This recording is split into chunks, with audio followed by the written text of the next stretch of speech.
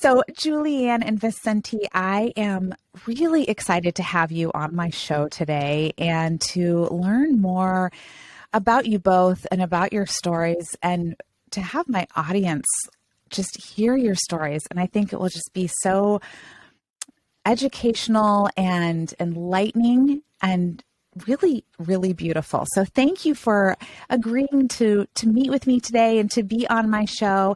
And I'm wondering if we can just kind of get started by, sharing first, who you are, and then, Vicente, just talking a little bit about your journey that brought you to where we are today. Yeah. I can start. So I'm Julie Ann. I'm the founder of Influence Publishing. Vicente and I got together in October. Our souls were joined, possibly by my past fiancé, who passed in August, and we started our soul journey together, and it's been a really fun ride ever since. Mm-hmm. I call it a very interesting soup of experiences. I like that. So, Vicente, you've had quite a journey yourself, haven't you? The journey from where coming from Detroit, actually. I was born in Detroit, and I kind of went out throughout the city, meeting all kinds of different people. And I think what kind of helped me understanding the differences in people was seeing the differences on how people just kind of lived. Because Detroit's in a very interesting spot right now. You could experience people who are living in pretty much like hard times, what we will say, like Sure. Down in the gutter. And not 2 minutes away, you'll find somebody who's affluent enough to buy or renovate the entire neighborhood. Wow. Because it's what they can afford at that time. So what was interesting to me was I kind of was going around the city and just meeting and talking to people of all walks of life, from what we would call the fringe or the outside, the people who are loners or drifters, right. the wayward people. But I didn't really see any disconnect from themselves about like what we all like want to experience, and that is a community. It is heartfelt joy with somebody, a moment to be open with somebody. It didn't matter who they were, what they were doing. I could always find that constant rhythm in people's heart to want to be open with somebody else. And it actually, by experiencing the journeys of others passing by, I was able to kind of get a chance to look back at my own journey and see what was constant in my own life. And that was one of them being, I am open to, I just feel the energy of attraction towards anybody that I meet. Like I have no preference of what kind of makeup their body was born with, but what makeup they choose to go with now, what they choose to make with. They want to be the makeup of how they express themselves. I'm attracted to that. And I know people got names for it, for wanting to just love people for who they are. Mm-hmm. I'm just happy I get a chance to just love the person just because that's what they would like. That is such a gift that you are able to do that, and able to do that at such at a young age, and to be so, it's not only introspective, but it's really also at the same time, it's very, it just, like, right. It just, like expansive. it is like, expansive, right? It just has, it kind of, it allows you to take in everything. And as you were telling that story, I was sitting here kind of picturing you, like walking down the streets of Detroit. I live north of Chicago, so I'm very familiar with Detroit, and I grew up in the Midwest. And so anyway, I'm picturing this, you walking down these streets and just having this like connection and just being so open to others' energy, which is really, really, it's a gift. It's a gift. And it's a gift that's available to all of us, but I think quite extraordinary that you were able to realize what that was, become aware of it, and really take it and run with it. That's what I would say is the gift for me, is to be able to be on this planet to experience that, to be here with other people, to experience all these different journeys. And that to me is a gift. Wow. That is, it really, really is. And anyone who comes into contact with you, what a gift that is for them as well. And it's a likewise gift to be able to hear their journey.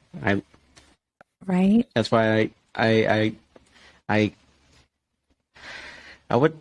like to say I can't stress enough, but I also want to say is I hope I am stressing enough on how much I want somebody to be able to just express exactly what they want to say, whether it's mad, sad, happy, or glad. Hey man, it's what you want to. It's how you want to express yourself. So right, I'm cool. It's actually really, really nice, Heather, to be able to come across a fellow human being that literally has no judgment or no expectations or like literally no boundaries in terms of what that human shape takes, like whether it's somebody, like there's a big age difference between us, and so even that in itself comes with judgment from some people, right? Of course. But he doesn't see any of that. He doesn't see any like age difference. He doesn't, it's there's no consequence because it is the soul. It's who you are as a person, which is what he's attracted to, right? And so it doesn't matter if it's a man. It doesn't matter if it's a disabled person. It doesn't matter if there's no boundaries because it's just literally who that person is, who as a person, as a soul. And so, when you talk about all the things that stop people, whether it's, racism or sexuality or, all the things that people, they judge what's right or what's wrong based on how they perceive people, right? And that perception often comes because these are the beliefs that we've been raised with, right? So to be able to meet somebody who none of those beliefs or expectations, they're not there, they don't exist. They don't exist at all. And for me, we had this conversation, Heather, but I feel like there's more and more people like Vicente that of his generation that have this viewpoint. And so I feel now that there are more and more children that are, identifying this way, that are saying, well, why do I have to have a label, or why do I have to say I'm this or I'm that, or, why is that necessary? I just love. And this person I love is this, and this person I love is that. It doesn't matter. There's no boundaries. There's nothing that actually says this is right or this is wrong. It's just love. Which is really, really, as I'm sitting here, taking this all in, I'm thinking, this is so needed, right? And so extraordinary, because when you are being true, we talk about being authentic, right? You are being this is the epitome of being authentic, because all you see is the soul, right? What makes us who we are, our personality, our everything, right? Just that, all that inner stuff. And I mean, that's who we are, right? All the outside stuff is just a covering. It's like a window dressing or whatever, like it's like curtains. And I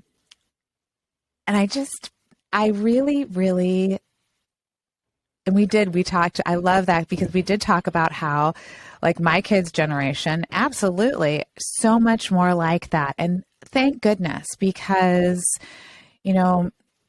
I know you come across, and I come across, that many people, and this is just how we were brought up, is labels, right? Like, everything has to fit into a certain box, and it didn't matter. Like, it was like you hit the box first, whatever that check box is, and then you could actually see the person, right?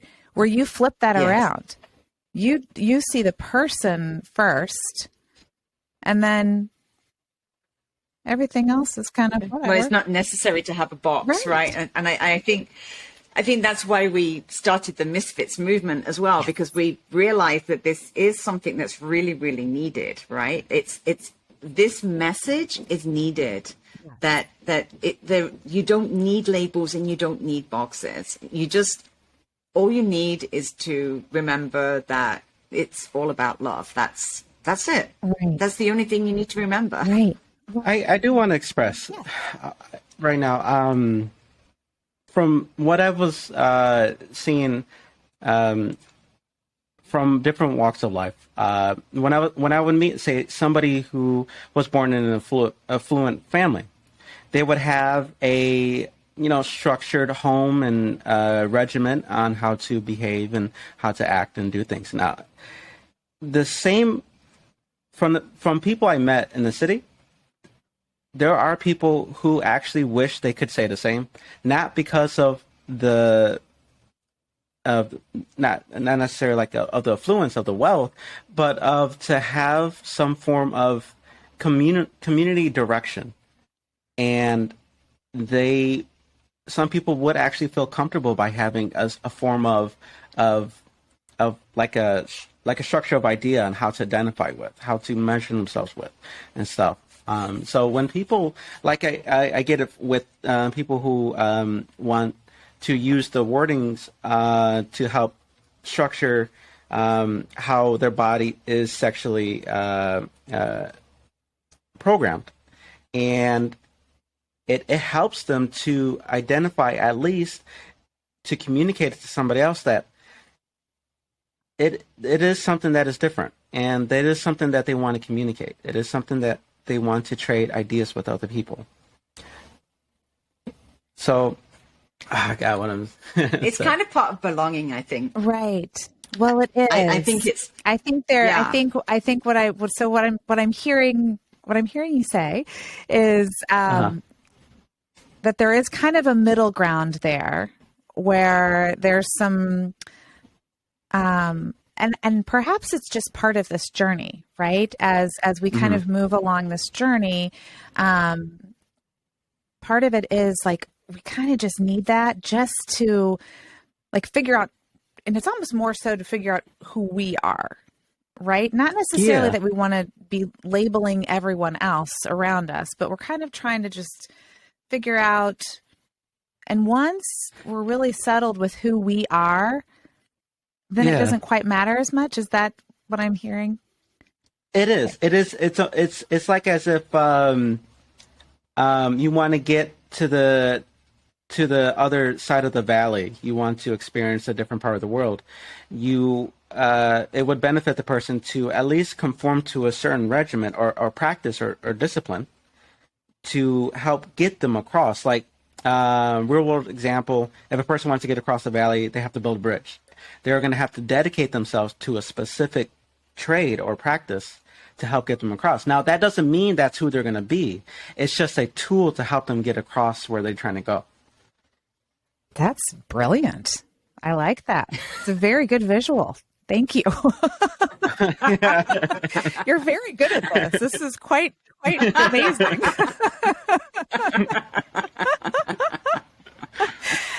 Oh my goodness. Okay, so can we talk a little bit about the Misfit movement? because you mentioned it, and I want to know more. Yeah. Please. Well, between us, I think we started in the love vibration, right? So everybody that meets Vicente says, oh my goodness, like he's just love, right? That's what he represents. He's just love. And I think that's how we started this conversation that, well, why is what's wrong with that? Or, why is it that this is not what everybody's doing or living their life in this way, right? And when we started to identify who are the people that are living life this way, they all kind of fit into this word called a misfit. And it's not that, and, we didn't want to be attracting people that just go, well, I don't fit anywhere, so this must be where I fit, right? Right. That isn't what that's about. It's basically gathering people together that have this same viewpoint, that they don't fit into boxes, or they don't fit into, the normal, if you like, what society, how society wants to label you or fit you into boxes. So, so the Misfit Movement is all about really gathering people so that we can have like-minded conversations and know that, we're not crazy, or maybe we are crazy, but at the end of the day, we're all just coming from a place of love. It's all about connecting people together and collaborating together to actually help one another. So we are here in Puerto Vallarta. It definitely attracts a lot of what we would maybe call misfits. And so we're seeing a lot of people that are arriving in the city, and they're scattered all over the place. They're looking for 1-bedroom studios. And now they're saying, well, where's my community? Like, where can I actually, I'm settled in a new country. So where now can I actually meet people? Right. So we started the Misfits Movement so we could actually meet people and say, hey, we're going to gather, we're going to have misfit mingles, right? So like-minded people. Anything. Yeah, there's no agenda. It's just like connect and have juicy conversations, right? With like-minded people. And then we realized, well, we can just do that worldwide by going online with it. So we have online meeting like every Tuesday, which is just an open Zoom room so people can just join us and just join the conversation. Yep. And then we will eventually be doing events to bring people around the world together. And here in Vallarta, we are in the process of creating a retreat center. And that retreat center is a place where people can come and feel safe, and there's no judgment. It's a no judgment zone. You can just be you. You can explore everything, explore who you are as a person. And that in itself is a place where, we're attracting such a diverse group of people that are attracted to that idea, right? Sure. So like we are, some people say that Vallarta is like the capital, if you like, of LGBTQ, if you want to give it a label. But, outside of that, there are so many other people that come here for different reasons. And, like, for example, just the other day, my hairdresser introduced me to a lady. She recently had a mastectomy, and she made the choice that why do you have to have reconstructive surgery, right? Like, why can't you just, what is it about sexuality that a woman has to have breasts? And if she doesn't have breasts, then what? She's not feminine anymore, right? And this woman is very beautiful, and, and she's chosen to be flat chested. And she's like, well, let's all embrace our beauty, our feminine beauty, whether you have breasts or don't have breasts, right? So we're saying, wow, this is awesome. This is like, we can bring women like this to this sanctuary that we're creating, and we can show, look, let's explore your feminine beauty and who you are as a soul, as a person. And so just as we're starting to create this, we're beginning to see all these people that we're attracting that would identify as misfits for whatever that reason is. Oh, that is really, really neat. Oh my goodness. I Okay, first of all, we need to put the Zoom link in here for people so they Yes. can, and I mean me, so I can have it. I'll share it. Yes, Okay, yes, cool. yes. Absolutely. But I am just thinking, it is, at least from my generation, I know that I grew up thinking, being a girl means this, right? All these things, right? A girl has breasts, a girl behaves this way, a girl, you name it, right? But all of these Yes. things that make you a girl. And then the same for making you a boy. It's just how this was what was taught, right?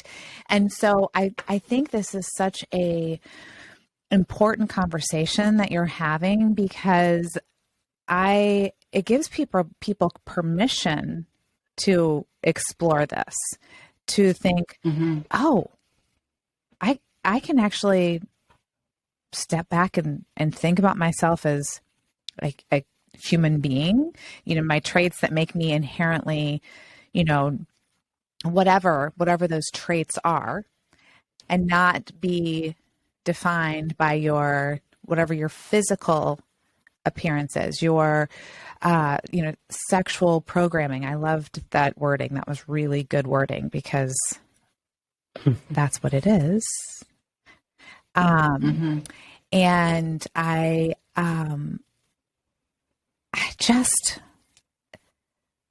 want everybody who's listening to this to really think about that, to really think about, we all have permission to do this, to really consider who we are in this world. And it's at the very last thing that it should be judged on is all of these boxes, right?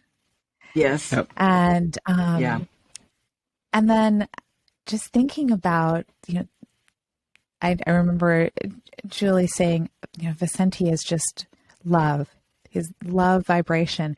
And the thing that's, coming back to me again and again is, love is the one singular most important thing that every human needs to survive. Right? Really survive. I mean, you need food and water, but to thrive, let's use thrive. Maybe that's a better word. Yes. Okay. I do want to express, there was a time where, it was my, perceived relationship with my father, and, how when I was really young, and his involvement, I'm going to be honest, it was a lack thereof of his involvement in the family. And my expression to him was very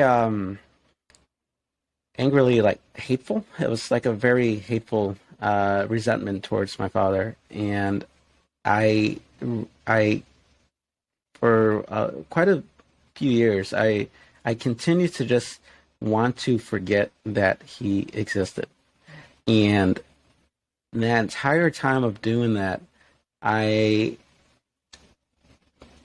could not shake the almost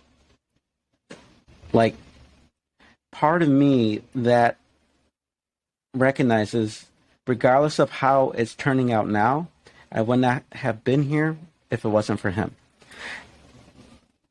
And no matter how much I tried to forget him, I could not get rid of the love that got me here in the first place. It just, I could fool myself, but it was a thing of, it was a journey of why kind of thing. That is quite, that is quite a journey, and it's quite an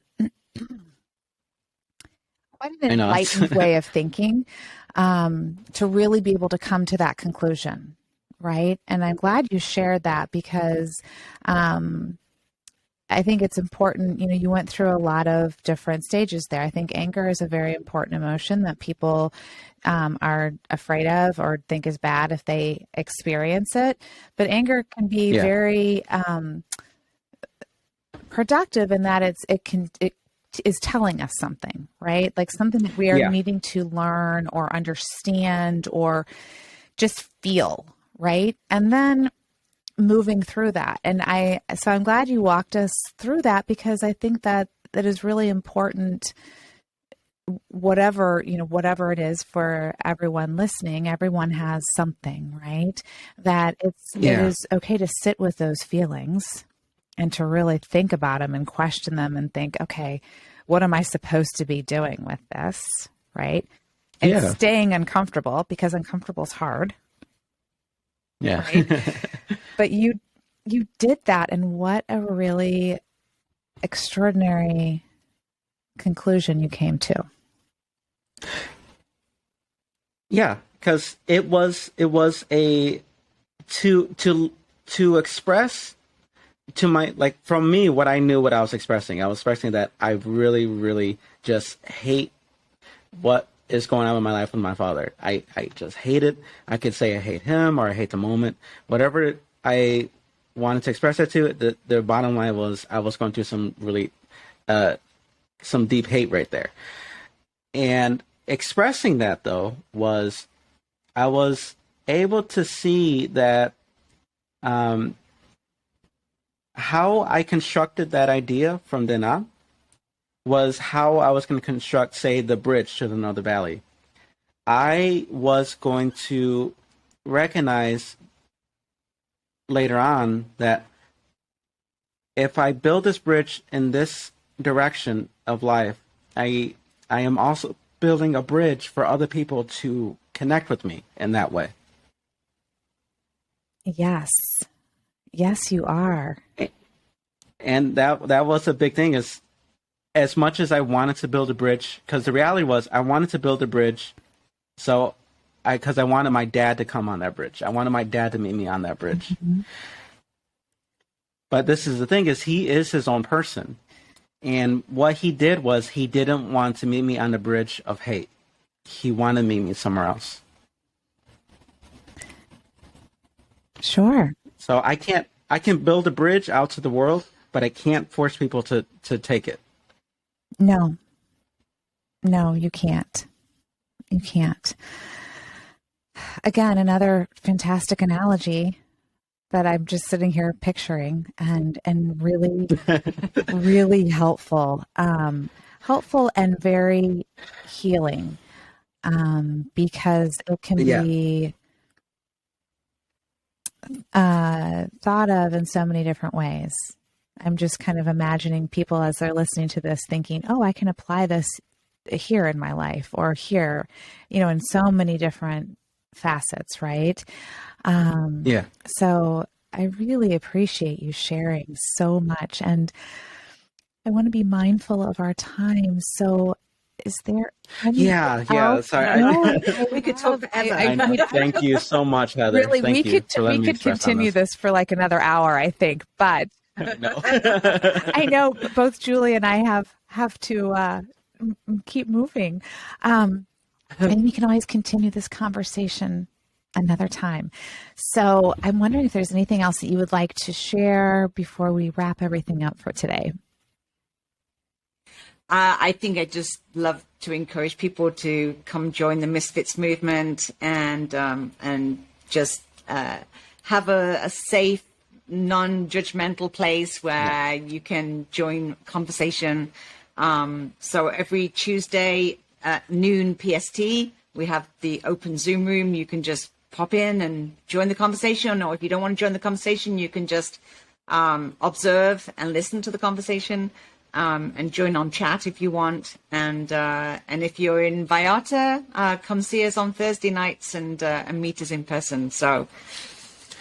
Yeah, quick last bit for me. I want to say I am training on my journey to